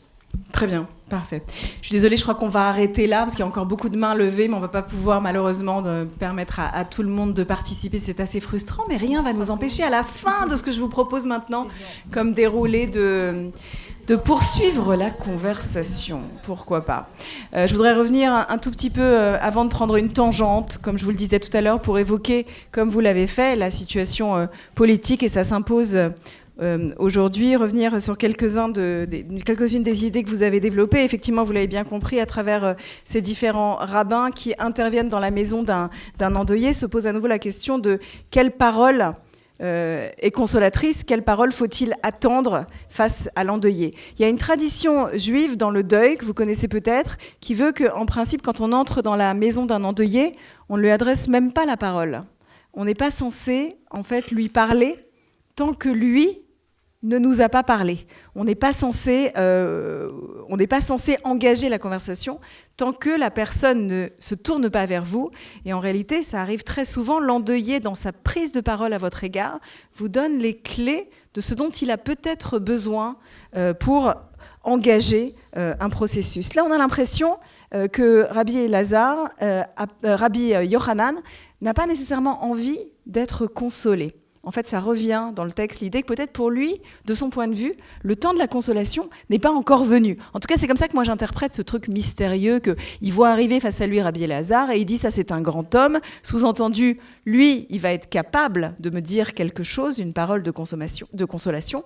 Et donc, il prend la tangente, lui, en allant aux toilettes. Enfin, on a l'impression qu'il va à la salle de bain, comme s'il n'était pas dans la volonté, à cet instant, d'entendre une parole de consolation. Ce qui arrive aussi dans le deuil intense, où les gens n'ont pas nécessairement, au début du deuil, envie d'autre chose que de tout simplement pleurer, de ne pas entendre de paroles de consolation. Il faut bien reconnaître que les premiers sages, en tout cas les 4 premiers qui se tournent vers lui, disent des choses tout à fait surprenantes. Le premier fait référence à Adam.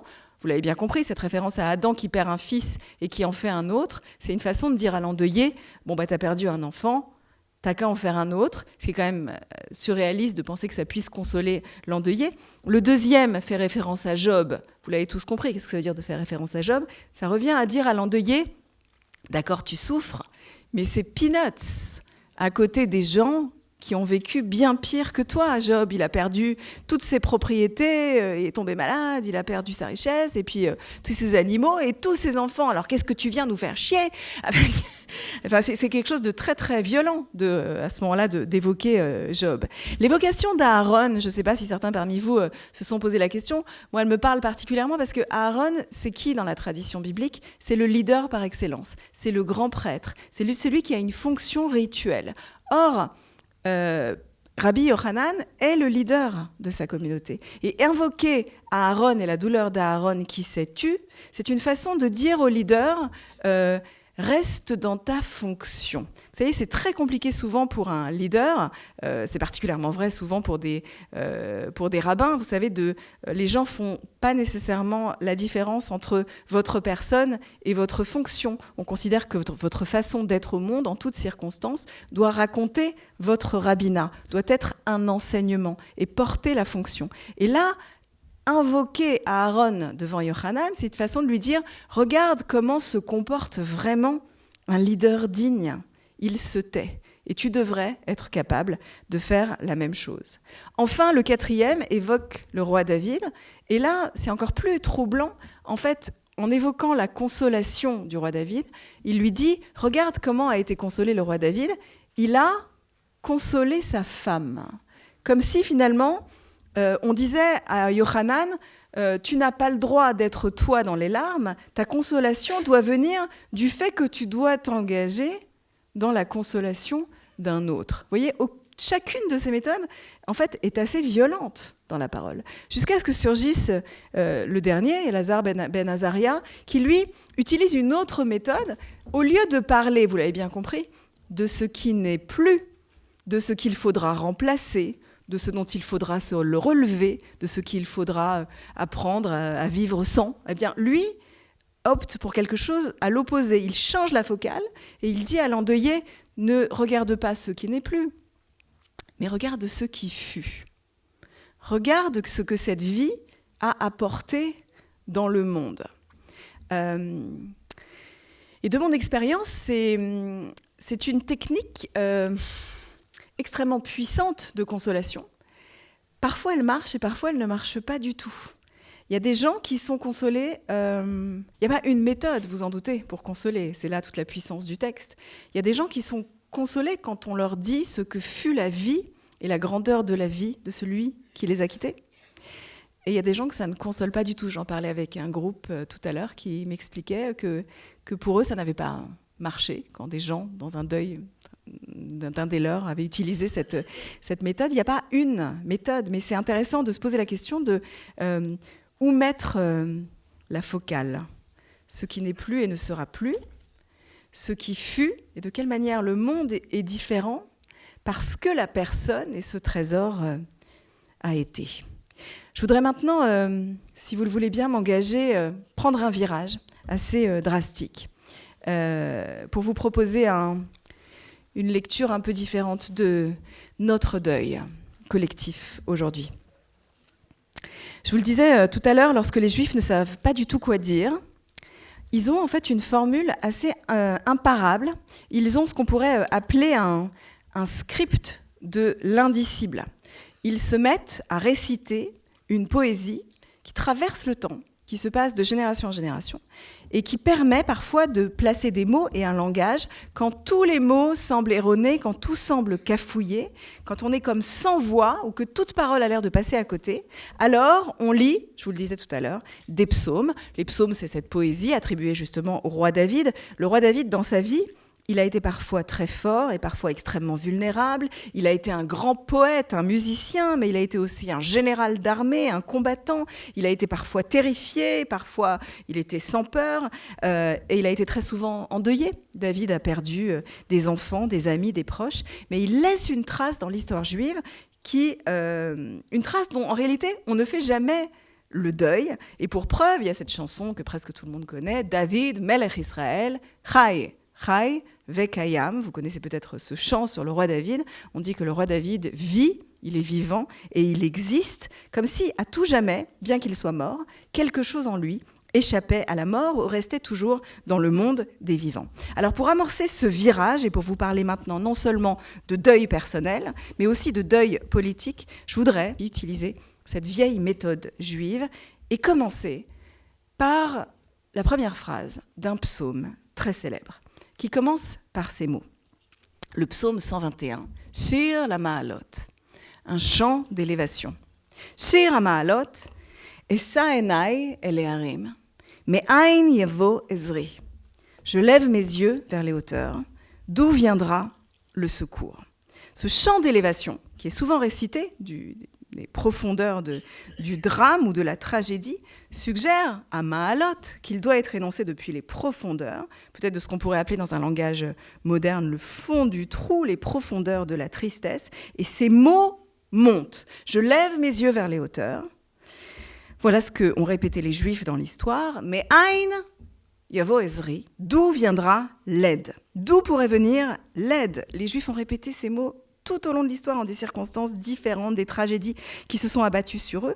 Et les kabbalistes ont fait de ce verset une lecture un peu mystérieuse, osée, culottée, en jouant, comme ils le font souvent, sur le double sens de certains mots en hébreu.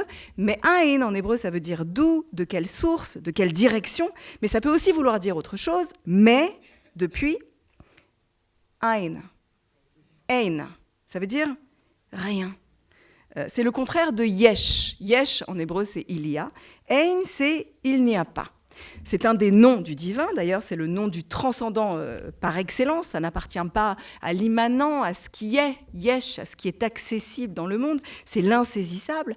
Mais vous l'entendez, selon cette traduction kabbalistique, et créer un sens très culotté à ce verset, parce qu'on peut soudain le traduire autrement, ce verset des psaumes. L'homme dit « Je lève mes yeux vers les hauteurs », et Saena il harim, en quête d'un soutien, d'une assistance, mais Ein Yavo Ezri, mon aide pourrait ne venir de rien du tout. Alors, ça peut sembler très décourageant, à moins de se dire qu'il y a dans ce verset une invitation à ne pas croire nécessairement à un soutien, un salut évident qui pourrait nous arriver, mais d'un au-delà qui reste à définir. Alors vous le percevez, j'amorce maintenant un virage plus politique, et je crois que la situation que nous traversons nous y oblige. D'où pourrait venir le secours pour nous, aujourd'hui, pour nous tous, dans les temps à venir, alors même que tant d'entre nous, et pas seulement les Juifs d'ailleurs, ont le sentiment de vivre un moment de solitude très particulier et ont l'impression que personne ne vient, en réalité, à notre secours pour nous procurer un soutien véritable. Où les Juifs sont-ils allés chercher de l'aide et du soutien tout au long de l'histoire, et ce bien avant la création de l'État d'Israël? Vous le savez, à défaut d'une terre, d'une souveraineté, d'un État, les Juifs ont été incroyablement dépendants des puissants, des rois, des souverains, des États qui leur ont offert un refuge, parfois même de façon très temporaire. Cette théorie de la protection des Juifs par les pouvoirs locaux a fait l'objet de beaucoup de recherches scientifiques. Ça a été théorisé par des grands esprits, des grands historiens, des philosophes, par exemple par Hannah Arendt, ou plus récemment par le grand historien que vous connaissez sans doute, Yosef Chaim Yerushalmi, qui a été l'auteur de Zachor, un grand livre d'histoire juive. Et cette théorie, elle a aussi été magnifiquement reprise plus récemment par Danny Trom, dont vous avez peut-être lu les travaux, et qui explique dans ses livres ce qu'on appelle cette théorie, voilà, qui s'affiche au-dessus de ma tête, la théorie de l'alliance verticale. Je ne sais pas si vous êtes familier avec ce concept. Pendant longtemps, les Juifs ont su qu'ils devaient, partout où ils habitaient, construire des alliances verticales, des alliances avec les puissants qui les accueillaient pour garantir leur salut dans cette installation, même parfois temporaire. Dans son livre, Danny Trom, dans ce livre qui est magnifique d'ailleurs, qui s'appelle « La persévérance du fait juif », il explique que dans la triangulation traditionnelle et classique, il y a le souverain, il y a le peuple juif, et il y a ce qu'on pourrait appeler la populace, au sens arendtien du terme, c'est-à-dire la foule. Et selon cette théorie, le juif n'est à l'abri que lorsque le souverain, le pouvoir, le dirigeant, est de son côté contre la foule. Mais à l'instant, dit cette théorie, où le souverain et la foule s'unissent dans un même désir, dans une même haine, alors le juif est en danger et sera toujours en danger. Et ce schéma, en fait, il n'est pas du tout nouveau, il est très ancien. Danny Trom le rappelle, il est déjà présent, ce schéma, dans un texte tellement ancien, qui fait partie de la tradition rabbinique, et on le lit chaque année, et je l'évoquais tout à l'heure, c'est la Megillah de Purim. Vous savez, le rouleau d'Esther qu'on lit à Purim. Dans cette histoire, il y a un roi qui s'appelle Assuérus, il y a un méchant qui manipule ou est manipulé par la populace, c'est le vilain Haman, et les Juifs sont menacés alors par un génocide, parce qu'il y a une alliance soudain entre le roi qui confie sa bague au vilain de l'histoire. Et les Juifs sont perdus tant que Haman a pouvoir sur le roi, mais si le roi revient du côté d'Esther, s'éloigne du désir haineux de la foule, alors les Juifs peuvent être sauvés.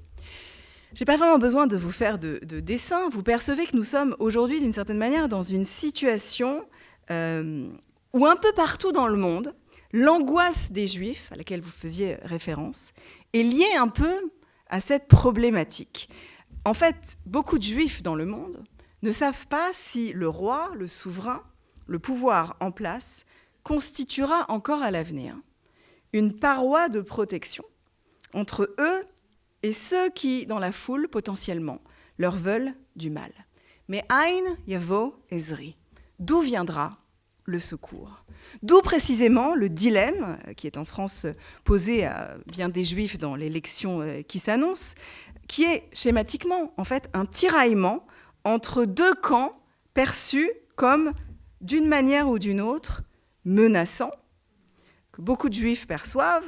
D'un côté, une extrême droite qui s'est illustrée dans son histoire par de la xénophobie et de l'antisémitisme, mais qui veut convaincre qu'elle pourrait être considérée comme une Ezra, comme une aide, dans un contexte nouveau, et une gauche qui fut longtemps, ou en tout cas dans le sillon et l'héritage de l'affaire Dreyfus, perçue par les Juifs français comme une Ezra, comme un soutien ou une force de protection, et qui semble prête à s'unir, à se mettre aux côtés d'une foule haineuse qui appelle à la destruction des Juifs sous le nom de sionistes. Et évidemment, l'existence d'Israël, depuis 1948, a changé la donne de cette alliance verticale que j'évoquais il y a un instant. C'est ce que Yosef Chaim Yerushalmi explique très très bien, et il l'a expliqué très tôt, en 2002, c'est-à-dire il y a 22 ans de cela.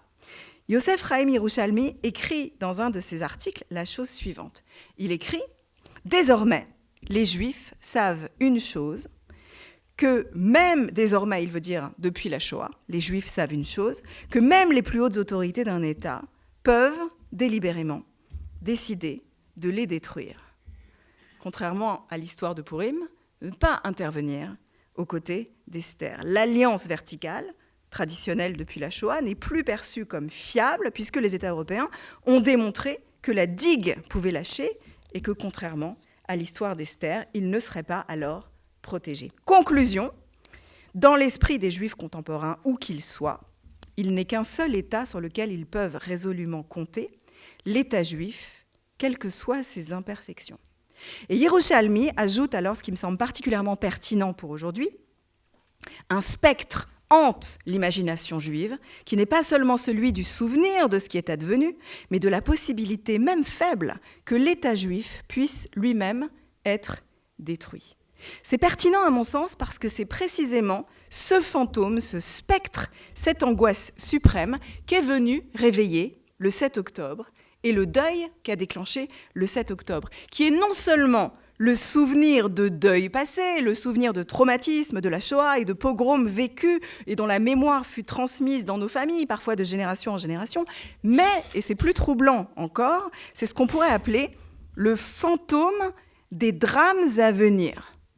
Ce qui pourrait être, à l'avenir, l'absolue vulnérabilité juive en l'absence de l'État gardien symbolique qui est devenu Israël pour la plupart des Juifs dans le monde après la Shoah, même pour ceux qui ont choisi très clairement de ne pas y vivre.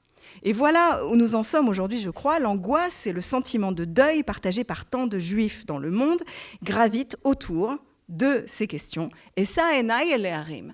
Je lève les yeux vers les hauteurs. Mais Aïn Yavo Ezri, mais on est incapable aujourd'hui de dire d'où pourrait venir le secours. La bonne nouvelle, la seule, pardon, c'est celle que j'ai à vous proposer, c'est la seule ce soir. Je ne sais pas si, comme pour Rabbi Yochanan ben Zakkai, qui écoute Rabbi Elazar ben Azaria, ça pourra être pour vous une source de consolation, ou pas du tout.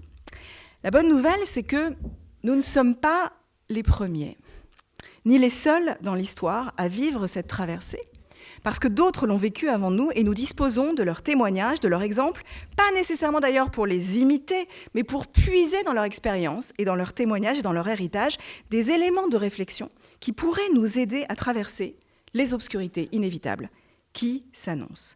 Comme beaucoup de gens, et c'est peut-être votre cas aussi, je n'arrête pas depuis des semaines de lire des œuvres, des littératures d'hommes et de femmes qui ont traversé avant nous d'autres nuits de l'histoire. Je pense par exemple à quelqu'un que je lis beaucoup pendant quelques semaines, et je sais que je ne suis pas la seule, Stefan Zweig. Stefan Zweig, je crois qu'il y a peu d'auteurs aussi pertinents à lire que lui, aujourd'hui, précisément parce qu'il est un homme qui a connu les grandeurs et les gloires de la Mitteleuropa et qui a vu de son vivant son monde vaciller et s'effondrer devant lui, et son trouble et son deuil, je crois, font étrangement écho à des ressentis balbutiants que nous avons. Et voilà qu'en 1942, lorsque Stefan Zweig écrit ce célèbre livre « Le monde d'hier », il rédige cette phrase.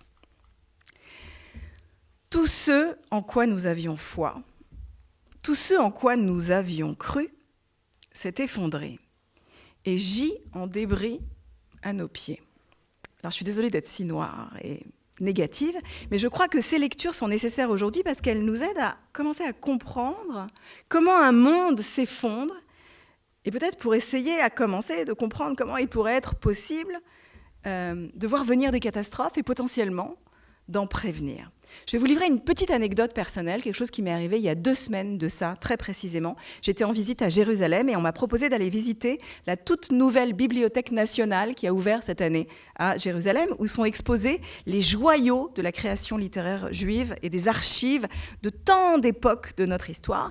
Et la personne qui me faisait visiter cette bibliothèque, cette historienne qui m'a fait visiter la réserve, m'a proposé d'avoir accès à quelques lettres originales qui ont été conservées précieusement ou dont on a fait don à la bibliothèque. Et voilà que sans que je lui dise quoi que ce soit, sans que je lui demande quoi que ce soit ou que je m'y attende, elle a sorti d'un rayonnage une lettre ô combien célèbre, celle de Stefan Zweig, qu'il a rédigée en 1943, juste avant son suicide alors qu'il était au Brésil. Cette lettre, voilà, c'est celle-ci, donc elle est à Jérusalem actuellement.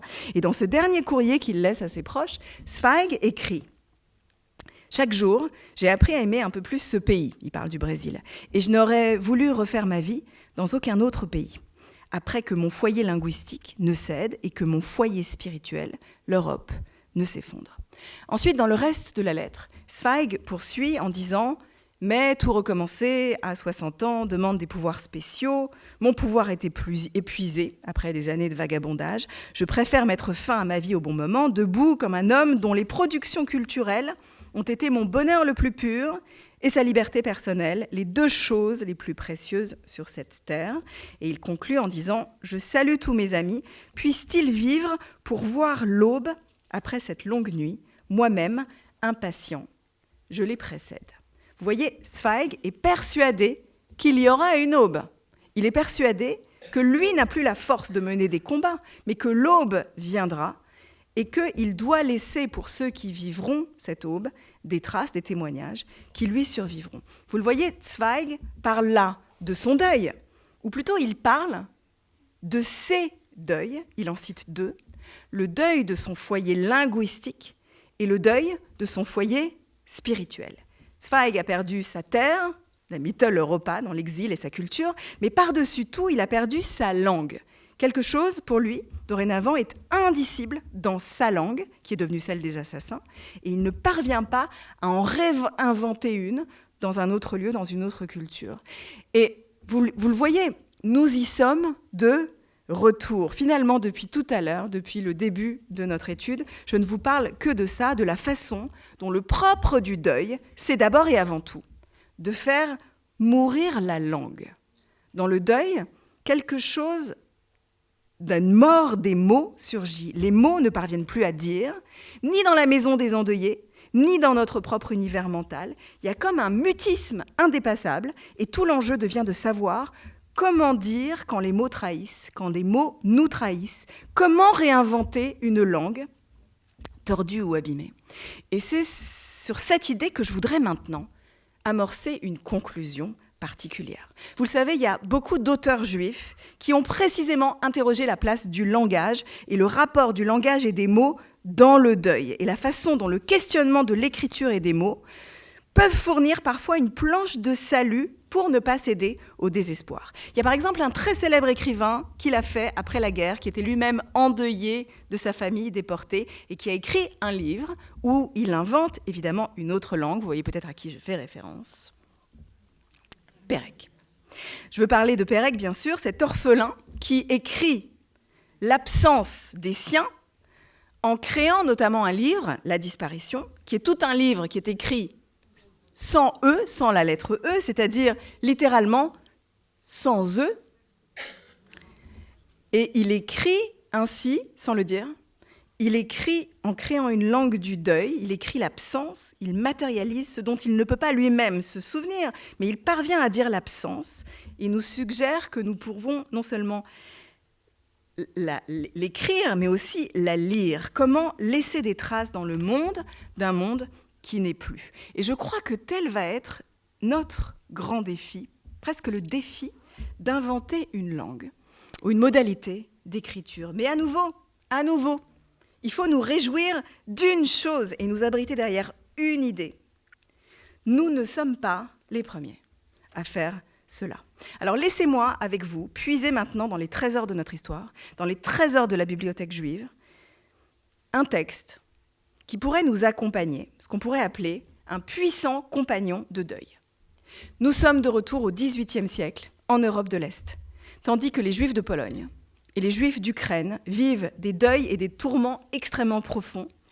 Et c'est à ce moment-là de notre histoire que va se lever un mouvement à nul autre pareil, qu'on appelle le chassidisme. Ses fondateurs, les fondateurs du chassidisme, parmi les plus célèbres, il y a le Baal Shem Tov et tous ses descendants, eh bien, ils ont une idée très simple, qui est que même du fond de l'abîme, il va être possible de faire le choix de la joie, de la vie et de l'espoir. Et l'outil que le chassidisme propose d'utiliser pour se relever et traverser l'obscurité porte un nom. C'est l'art de raconter des histoires. Et voilà comment le chassidisme invente un art de raconter des histoires à nul autre pareil. Un de ses célèbres héritiers, vous le connaissez peut-être, son nom est très connu, il se nomme Rabbi Nachman. Rabbi Nachman n'est autre que l'arrière-petit-fils du fondateur du chassidisme, l'arrière-petit-fils du Baal Shem Tov. Rabbi Nachman, il vit à la fin du XVIIIe siècle, à peu près au moment de la Révolution française, qui est un moment d'immense bouleversement politique dans le monde entier. Le monde est en train de trembler sur ses fondements. Nachman, dont le nom signifie, vous le savez maintenant, consolateur, il s'appelle consolateur, et il va entreprendre de consoler les siens avec des petites histoires, dont une d'entre elles que je vais maintenant vous raconter.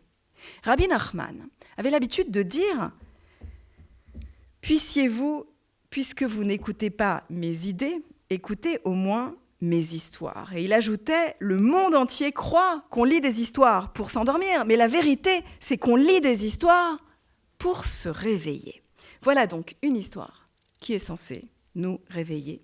Et elle est retranscrite dans un magnifique livre d'Elie Wiesel qui s'appelle « Célébration chassidique ». Le roi convoqua un jour son conseiller et lui fit part de son angoisse. « J'ai lu dans les étoiles que tous ceux qui mangeront de la récolte prochaine seront frappés de folie. Que faire, mon ami ? » « Rien de plus simple, sire, » répondit le conseiller. « Nous n'y toucherons pas. La récolte de l'année dernière n'est pas encore épuisée. Libre à vous de la réquisitionner, et il y en a assez pour vous et pour moi. »« Et les autres ?» fit le roi. « Les sujets de mon royaume, les serviteurs fidèles de la couronne, les hommes, les femmes, les fous, les mendiants, tu les oublies, et tu oublies les enfants. Je n'oublie personne, sire. Mais votre conseiller est réaliste et il doit tenir compte des possibilités. Nous n'avons pas assez de réserves, pas assez pour protéger et satisfaire tout le monde. Il en reste juste assez pour vous et pour moi. » Alors le roi s'assombrit et il dit « Ta solution me déplaît. Il n'y en a pas d'autre, tant pis. Je ne tiens pas à séparer et encore moins à opposer. Je refuse de demeurer lucide au milieu d'un peuple qui ne l'est plus. Nous entrerons donc dans la folie, toi et moi, comme les autres, avec les autres. Dans un monde en délire, il ne sert à rien d'observer du dehors. Les fous nous prendront pour des fous. Cependant, j'aimerais sauvegarder quelques reflets de notre gloire présente, de notre angoisse aussi. J'aimerais maintenir vivant le souvenir de cette démarche, de cette décision. J'aimerais que le moment venu, toi et moi, nous soyons conscients. Mais à quoi bon, sire ? Cela nous aidera, tu verras. Aussi, pourrons-nous aider nos amis ? Qui sait, il se peut que grâce à nous, les hommes sachent résister plus tard, même s'il est trop tard. Et le roi mit son bras sur l'épaule de son ami et il poursuivit. Nous allons graver sur nos fronts le signe de la folie. Et chaque fois que je te regarderai, et chaque fois que tu me regarderas, nous saurons l'un et l'autre que nous sommes fous. Chers amis, je vous l'annonce, je crains que la récolte de cette année à travers le monde ne soit empoisonnée. Et nous risquons tous, d'une manière ou d'une autre, d'être frappés de folie. Et vous l'avez peut-être constaté, chez certains, les symptômes sont déjà là. Alors bien sûr, nous pourrions décider de ne pas en consommer. Nous pourrions décider de nous retirer du monde, de sa politique, de son dévoiement, de ne pas partager le blé avec ce monde qui nous entoure. Mais au fond de nous, beaucoup d'entre nous savent que ce n'est pas une solution. Car dans un monde de fous, celui qui ne l'est pas est toujours perçu comme le vrai fou, le subversif, le dangereux, celui dont il faut évidemment se débarrasser. Alors, je le crains, exactement comme dans cette histoire, je crois qu'il va nous falloir apprendre à traverser les temps à venir autrement.